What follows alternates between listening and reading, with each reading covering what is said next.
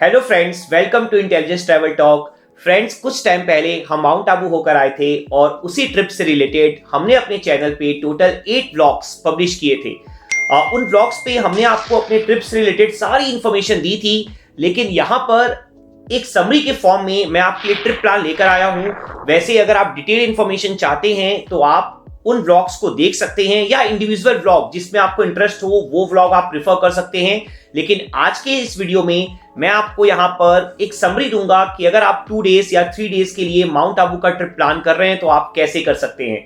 तो आप इस वीडियो को भी जरूर वॉच करिए और साथ साथ में उन व्लॉग्स को भी आप जरूर वॉच करिए।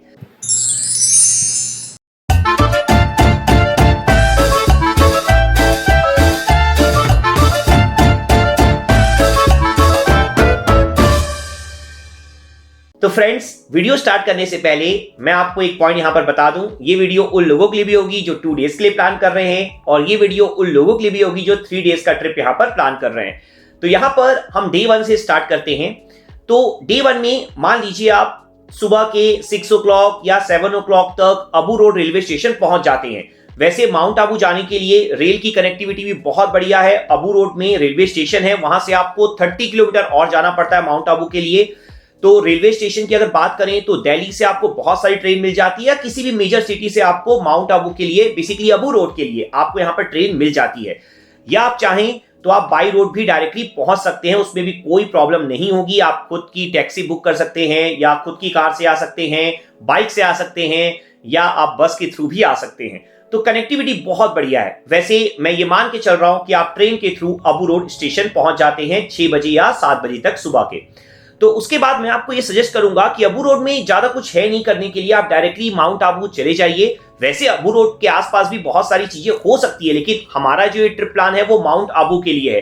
दैट्स वाई मैं आपको यहाँ पर क्या बता रहा हूं कि आपको 7 बजे या 7:30 बजे रेलवे स्टेशन से बाहर निकल के अबू रोड के डायरेक्टली चले जाना है माउंट आबू। हार्डली आपको 1 आवर लगेगा, 30 to 35 किलोमीटर है वहां से, और डिपेंड करेगा कि आपका होटल कहां पर है। तो बेसिकली जब आप अबू रोड से माउंट आबू जाते हैं ना, तो एक पॉइंट को ध्यान रखिएगा, आपके पास यहां भी बहुत सारे ऑप्शंस हैं।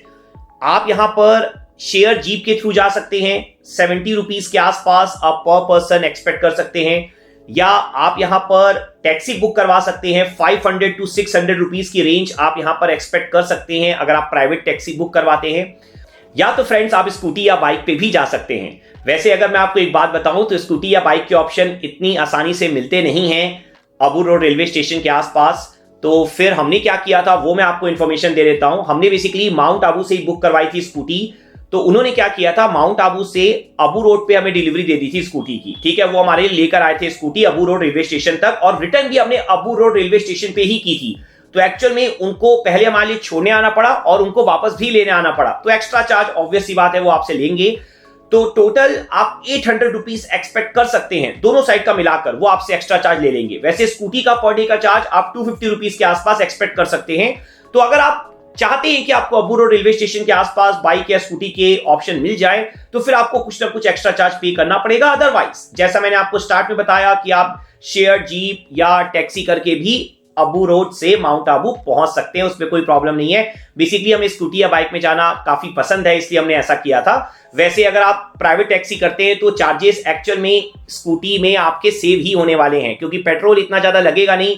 जस्ट 30 से 32 किलोमीटर का डिस्टेंस ही है, डिपेंड करेगा कि आपका होटल किस लोकेशन पर है।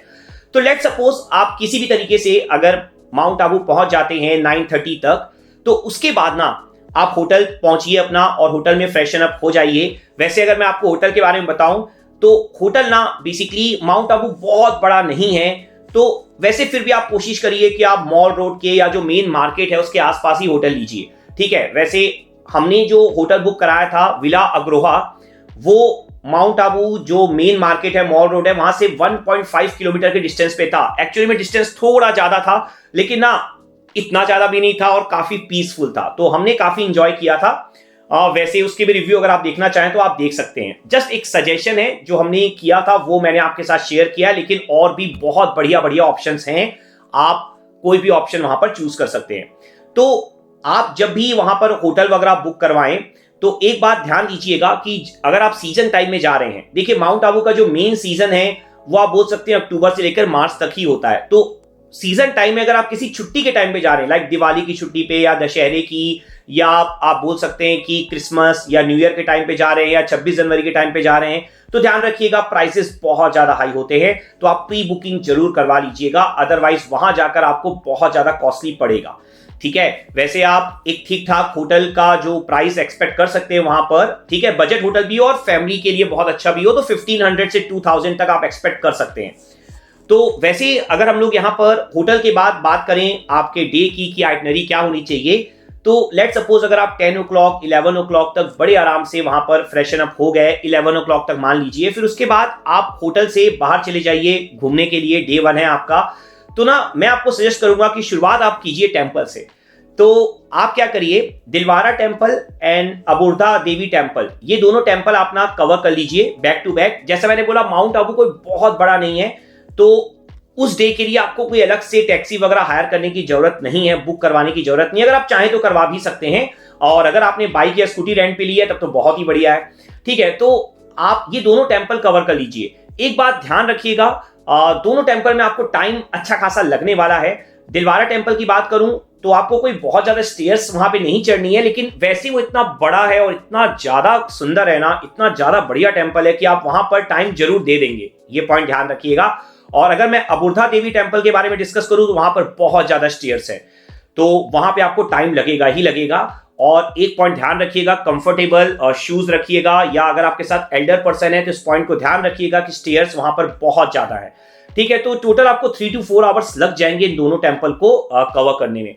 तो बेसिकली जब आप ये दोनों टेंपल के दर्शन कर लेंगे अच्छे से, उसके बाद फिर अगर आप चाहें तो जो लंच है वो बीच में भी कर सकते हैं, मींस एक टेंपल के दर्शन करने के बाद, या आप दोनों टेंपल के दर्शन करने के बाद भी मॉल रोड की तरफ जाकर लंच वगैरह के ऑप्शन देख सकते हैं। वैसे अगर मैं आपको लंच के लिए ऑप्शन बता दूं तो जोधपुर भोजनालय एक बहुत ही अच्छा प्लेस रहेगा। जो भी आप 2 days या 3 days के लिए यहाँ पर रहने वाले हैं, एक बार जरूर आप जाइए जोधपुर भोजनालय में। वहां पर आप दाल बाटी चूरमा ट्राई कर सकते हैं, टिक्का ट्राई कर सकते हैं, इसके अलावा आप रबड़ी ट्राई कर सकते हैं, काफी सारी डिशेस है और भी, मैंने आपको कुछ एग्जांपल्स यहाँ पर दिए हैं। बैंक ऑफ बड़ौदा के पास में, इस पॉइंट को ध्यान रखिएगा, जीपीएस कई बार इतना सही लोकेशन पे आपको वहां पर लेकर नहीं जाता है, दैट्स व्हाई मैंने आपको बता दिया।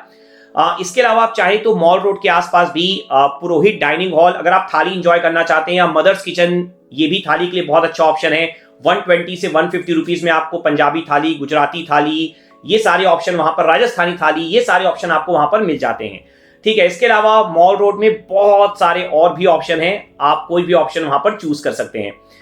तो यहां पर लंच कर लेने के बाद और दोनों टेंपल के दर्शन कर लेने के बाद मैं आपको सजेस्ट करूंगा कि आई थिंक 4-4:30 हो चुका होगा, तो ना आप क्या करिए, मॉल रोड के आसपास ही रहिए फिर, ठीक है, मेन मार्केट में ही रहिए, और नक्की लेक भी वहीं है आपकी, बेसिकली आप नक्की लेक के आसपास रहिए। तो नक्की लेक में ना फ्रेंड्स मैं आपको सजेस्ट करूंगा कि अगर आपको बोटिंग करनी है, ठीक है, तो इसी टाइम आप कर लीजिए। ठीक है, बोटिंग के लिए अगर मैं आपको प्राइसेस बता दूं तो पैडल बोट अगर आप लेते हैं 2 पर्सन के लिए तो 400 रुपीज, 200 रुपीज पर पर्सन। और इसके अलावा अगर आप शिकारा राइड के लिए जाते हैं, ठीक है, प्राइवेट पूरी बोट बुक कराते हैं तो 1000 रुपीज लगेगा। और अगर आप शिकारा बोट पे शेयरिंग बेसिस पे जाते हैं तो 300 रुपीज पर पर्सन लगेगा। तो एक्चुअल में थोड़ा कॉस्टली है, अगर आप नैनीताल गए हैं तो वहां पर बहुत ही ज्यादा सस्ता है, तो इसके मुकाबले थोड़ा कॉस्टली आपको लग सकता है, लेकिन अगर आप बोटिंग करना चाहें तो काफी अच्छा एक्सपीरियंस रहेगा नक्की लेक में बोटिंग करने के लिए। तो आप बोटिंग करें या ना करें, आप अपना पूरा जो इवनिंग है ना आप वहीं पर स्पेंड करिए, वहां पर बहुत ज्यादा अच्छा माहौल रहता है शाम के टाइम पे। ठीक है, पूरी मॉल रोड रहती है, शॉपिंग के बहुत बढ़िया बढ़िया ऑप्शन रहते हैं, स्ट्रीट फूड के बहुत सारे ऑप्शन रहते हैं। तो मैं तो आपको ये भी सजेस्ट करूंगा कि लंच जो है ना वो लाइट करिएगा, ताकि आप स्ट्रीट फूड को एंजॉय कर सके। वहां पर ना आइसक्रीम और शेक्स के भी बहुत बहुत ज्यादा अच्छे ऑप्शन रहते हैं, तो ये सारी चीजों को भी आप जरूर एंजॉय करिएगा। ठीक है, और वैसे भी आप ट्रेवल करके आए होंगे तो डे 1 में सिर्फ वहां पर रिलैक्स करिए, ठीक है, नक्की लेक के आसपास। वैसे नक्की लेक में भी ना लेक के व्यू लेते हुए भी लंच के या डिनर के बहुत सारे अच्छे अच्छे ऑप्शन होते हैं, वो भी आप जरूर ट्राई कर सकते हैं। और फ्रेंड्स वैसे अगर आप डिनर के लिए चाहें तो डे 1 डे 2 कभी भी आप डिनर के लिए अगर चाहें ना तो आप चाचा इन रेस्टोरेंट भी जा सकते हैं। चाचा इन रेस्टोरेंट भी बहुत एक्सीलेंट रेस्टोरेंट है, खाना काफी कॉस्टली मिलेगा, लेकिन वहां का जो एम्बियंस है, वहां का जो एनवायरमेंट है ना, उसको एंजॉय करने के लिए आप एक बार जरूर जाइए। वैसे अगर मैं आपको एक आइडिया दे दूं तो कॉर्न चिली का प्राइस वहां पर 300 रुपीज था, तो थोड़ा कॉस्टली जरूर है, लेकिन फिर भी आप जरूर जाइए, वहां पर आप ड्रिंक्स भी इंजॉय कर सकते हैं। मॉकटेल, कॉकटेल, और इसके अलावा खाना तो रहेगा ही। और वहां पे ना काफी सारे रेस्टोरेंट्स हैं, आई थिंक 3 रेस्टोरेंट है, अलग अलग लोकेशन है चाचा इनके अंदर ही, जहां पर आप एंजॉय कर सकते हैं। वैसे वहां पर स्टे का ऑप्शन भी रहता है, अगेन वो भी कॉस्टली होगा, लेकिन अगर आपका बजट अलाउ करे तो आप जरूर रहिए, बहुत बहुत बहुत एक्सीलेंट प्लेस है। इसके अलावा डिनर के लिए मैं आपको एक और ऑप्शन बता देता हूं, अबुर्धा होटल जो है वो भी काफी बढ़िया है, मॉल रोड के पास में ही है। वहां पर भी आप डोसा ट्राई कर सकते हैं, लंच भी कर सकते हैं वहां पर आप, और सेव पूरी की सब्जी हमें वहां पर काफी टेस्टी लगी थी, आप वो भी वहां पर ट्राई कर सकते हैं। तो ओवरऑल खाना वहां का भी बहुत बढ़िया था और वो इतना कॉस्टली नहीं था अगर आप चाचा इनसे कंपेयर करेंगे तो वैसे ये मैंने आपको लंच डिनर के जो ऑप्शन बताए हैं, ये सभी डेज के लिए आप कभी भी ट्राई कर सकते हैं। तो फ्रेंड्स, ये आपका डे 1 यहां पर कंप्लीट होगा। अब अगर हम यहां पर डे 2 के बारे में डिस्कस करें, तो डे 2 में आपको क्या करना है फ्रेंड्स, कि आपको ना सुबह थोड़ा जल्दी उठने की कोशिश करनी है और जल्दी से फ्रेशन अप होके आपको ना ब्रेकफास्ट कर लेना है। ब्रेकफास्ट अगर आपका इंक्लूडेड है तब तो ठीक है होटल में, अदरवाइज आप फिर अगेन मॉल रोड चले जाइए। मॉल रोड के आसपास आपको बहुत सारे अच्छे अच्छे ऑप्शन अगेन मिल जाएंगे ब्रेकफास्ट के लिए, और जो ऑप्शन मैंने आपको लंच और डिनर के लिए बताए हैं वहां पर भी जाकर आप ब्रेकफास्ट कर सकते हैं, वो ऑप्शन भी काफी अच्छे हैं। तो इसके बाद आपको करना क्या है, जल्दी से चले जाना है गुरु शिखर की तरफ, और गुरु शिखर की तरफ आप जाएंगे जब, तो अचलगढ़ फोर्ट भी आपको कवर करना है और ट्रैवलर्स टैंक भी आपको जरूर कवर करना है, ठीक है। तो बेसिकली आप माउंट आबू से थोड़ा बाहर की तरफ जाएंगे, मेन जो आपकी सिटी है उससे आप थोड़ा सा बाहर की तरफ निकलेंगे। तो इसके लिए अगर आप बाइक या स्कूटी यूज कर रहे हैं तब तो ठीक है, बड़े आराम से आप कवर कर सकते हैं, हमने स्कूटी में ही कवर किया था, आप व्लॉग में जाकर देख सकते हैं। अदरवाइज आपको यहां पर टैक्सी बुक करवानी पड़ेगी। मैं आपको सजेस्ट करूंगा कि आप पूरे डे के लिए टैक्सी बुक करवा लीजिए, 1500 से 2000 रुपीज आप एक्सपेक्ट करेंगे।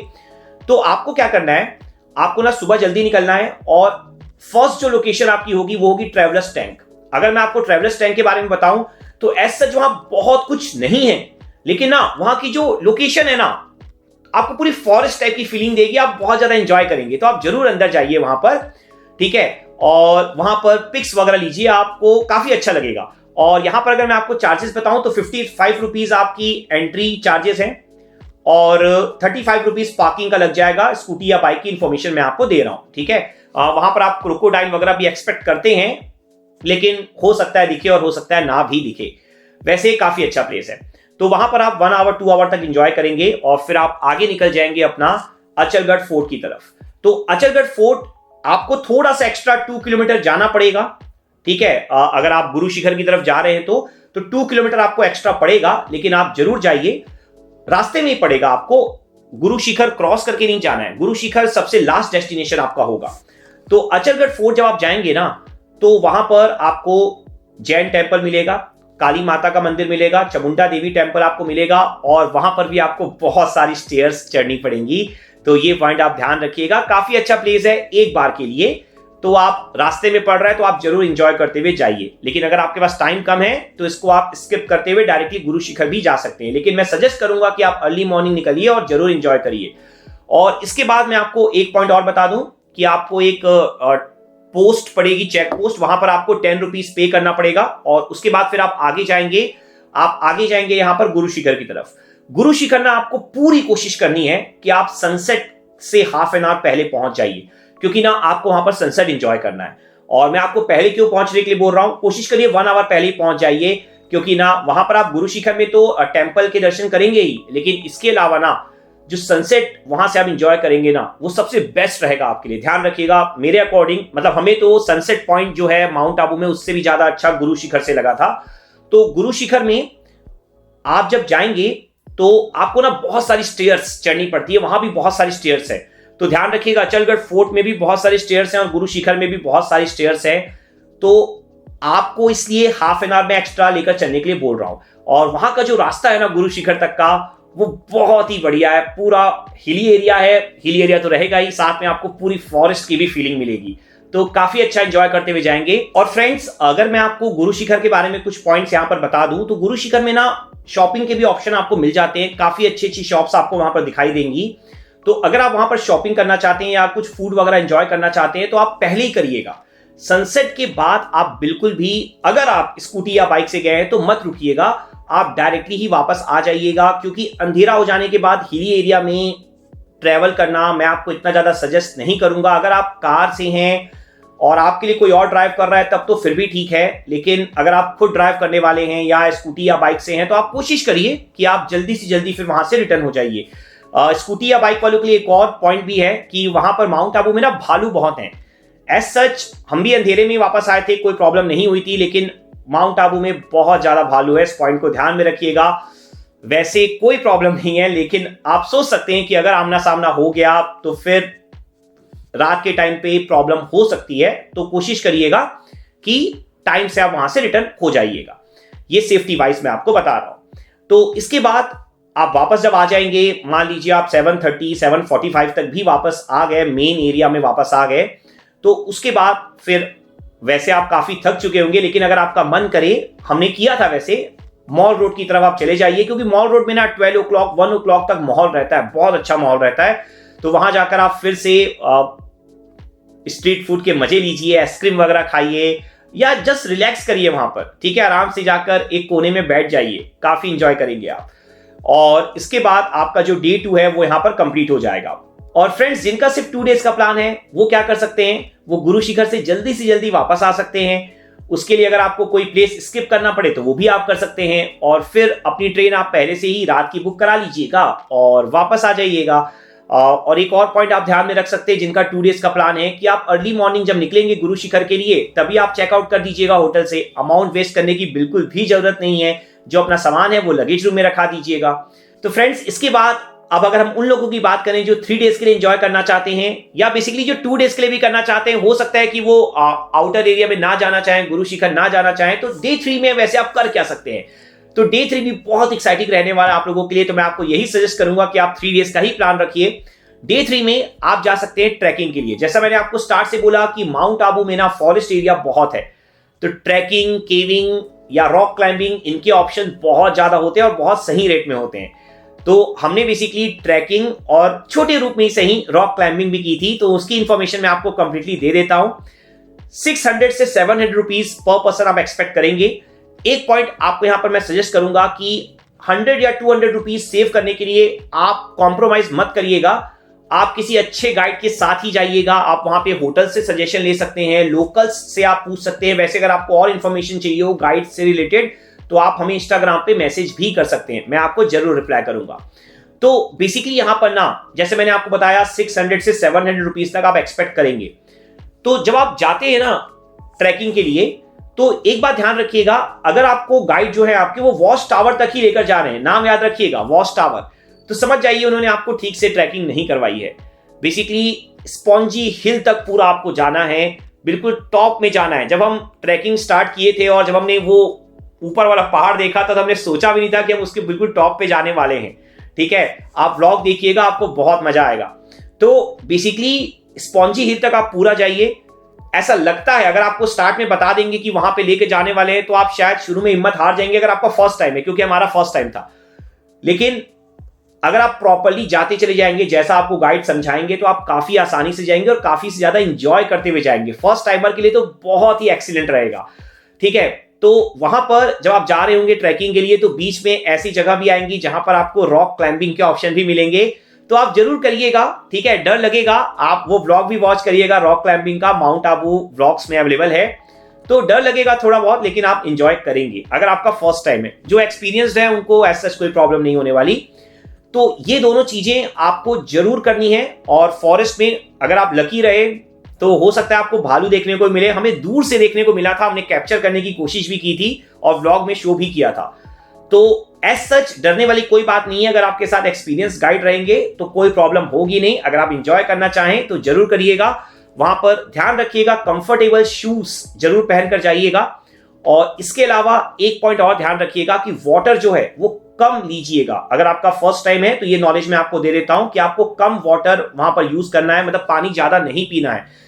एक बॉटल 2 पर्सन के लिए मोर देन इनफ होगी 1 लीटर की, उससे ज्यादा आपको नहीं करना है, अदरवाइज आप चल नहीं पाएंगे, ठीक से ट्रैकिंग नहीं कर पाएंगे। तो फ्रेंड्स, एटलीस्ट ना 4 to 5 आवर्स आपको लग जाते हैं पूरा का पूरा ट्रैकिंग करते हुए, रॉक क्लाइंबिंग करते हुए। तो उसके बाद जब आप वापस आते हैं तो उसके बाद आप काफी टायर्ड भी हो चुके रहते हैं। अगर आप फर्स्ट टाइमर हैं तो आप 1 आवर 2 आवर रिलैक्स करिए। वैसे तो आप होटल चेकआउट कर चुके होंगे, लेकिन आप जिस भी होटल में ठहरे होंगे 2 दिन के लिए, वहां पर कोई ना कोई वेटिंग रूम होगा, वहां पर आकर आप रिलैक्स कर सकते हैं, या मॉल रोड के पास जाकर भी आप रिलैक्स कर सकते हैं। तो आप 1 आवर 2 आवर रिलैक्स करिए, लंच वगैरह कर लीजिए, और उसके बाद आप चाहे तो मॉल रोड में और एंजॉय कर सकते हैं, शॉपिंग वगैरह के ऑप्शन आप देख सकते हैं, या अगर कोई प्लेस जो मैंने बताया हो वो आप कवर ना कर पाए हो तो वो कवर कर सकते हैं। और उसके बाद फिर आप वापसी के लिए अपनी ट्रेन या जो भी जिस माध्यम से आप वापस आना चाहते हैं उस माध्यम से आप वापस आ सकते हैं। तो यहां पर ये आपका 3 डेज का प्लान है। यहां पर अगर मैं आपको कुछ और इंपॉर्टेंट पॉइंट्स बताऊं तो एक इंपॉर्टेंट पॉइंट जो मैं अपनी हर एक वीडियो में लगभग बोलता हूं कि अगर आप बाइक या स्कूटी से ट्रैवल कर रहे हैं तो अगर आप 2 पर्सन हैं तो 2 ही हेलमेट लीजिएगा। अगेन ये आपसे हाथ जोड़कर रिक्वेस्ट है, बहुत से लोग एक ही हेलमेट या एक भी हेलमेट यूज नहीं करते हैं, ठीक है। जो ड्राइव कर रहा होता है वही सिर्फ हेलमेट यूज करता है या दोनों ही यूज नहीं करते हैं, ठीक है। आप इस बात को हमेशा ध्यान रखिएगा, आप जितने भी अच्छे ड्राइवर हो, आप कितनी भी अच्छी ड्राइविंग क्यों ना करते हो, किसी और की गलती से भी आप गिर सकते हो, और अगर आप सर के बल गिरते हैं तो फिर बोलने की जरूरत नहीं कि आगे क्या होगा।